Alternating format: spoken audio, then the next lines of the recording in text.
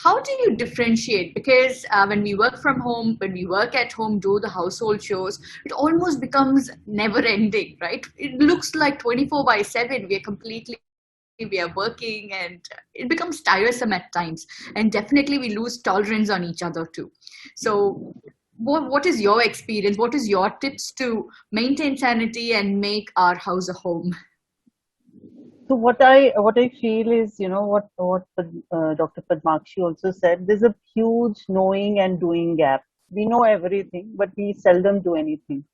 Uh, all the information that is being downloaded is all available on Google. So I'm not even in sync with what the education system is trying to teach the children. It's not the skills; they are just learning more information, and they're learning to remember more information, and there's no use of learning to remember more information. So the whole thing is in doing. And when you say work from home, yes, we have a lot of stuff to do. We not only have to sit on our laptops and attend calls and take care of meetings, we also have to take care of the cleaning part. We also have to take care of the cooking and all other domestic chores that need to be taken care of. And what I see is a fun way to do this is to divide the responsibility rather than just one person taking all the responsibility of everything. The fun is to take responsibility, divide it, in whosoever. Like, for example, I will tell you, my younger son is 11 and he is happy to take the responsibility of answering the doorbell and answering the phone call. So that's his responsibility and he's happy to do it. So I have actually, kind of asked them, what would you like to do? How would you like to contribute in the house? So my daughter, she's happy to bake. So if there's a birthday or something needs to be celebrated, she will bake a cake. Like on Father's Day, she chose to bake a cake. In fact, she didn't know how to bake a cake. She's learned it during the COVID. Uh, and also the important part of being a parent is to let go, not take the responsibility of being responsible for other people's behaviors. Even for children, most of the parents in India, I see they take the responsibility that my kid is behaving like this. They don't allow the children to make mistakes. I give full permission to my children to make mistakes and learn from it. So last night I can share that my daughter, I was asking her what she wanted for dinner and she didn't have anything in mind. She said, I was not hungry. I'm not hungry. And most of the teenagers react like it. I don't want to eat anything. And in the middle of the night, she wanted to eat something. She was hungry. She was doing her homework. She was completing her assignments and she came to me and I said, I have nothing for you now. I can't, cook now. So she got up, she cooked something for herself. She learned to cook. She looked at a recipe on YouTube and she cooked something, whatever was available at home. And she ate it. So that's a skill she has learned. And I'm really proud that, it is okay not to be 100% available for your children.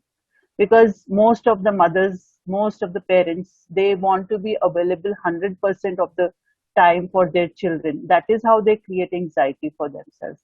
They want to solve all the children's problems. So if your child comes, I have this problem, let me solve it for you. This is the attitude of the parents. And that is how you are disabling your children to be prepared for the future. That is how you are disabling them, disempowering them. Because I believe when you solve a problem, you also have create confidence. So you are taking away that opportunity from your child. You are taking away that opportunity for increased confidence. When a child solves a problem, maybe he makes mistakes, maybe he doesn't do perfectly, maybe he or she fails in the first time, but they get a lot of confidence. An average child, stumbles for 600, 700 times before they learn to walk.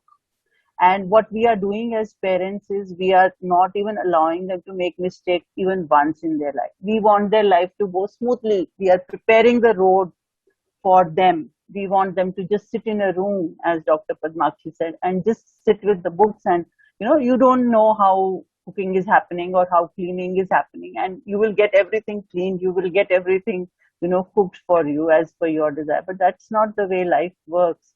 tomorrow when they enter into their adult lives, they will also face challenges. And I honestly, personally believe that the kind of jobs that are there available today are no longer valid and going to be there in 2030.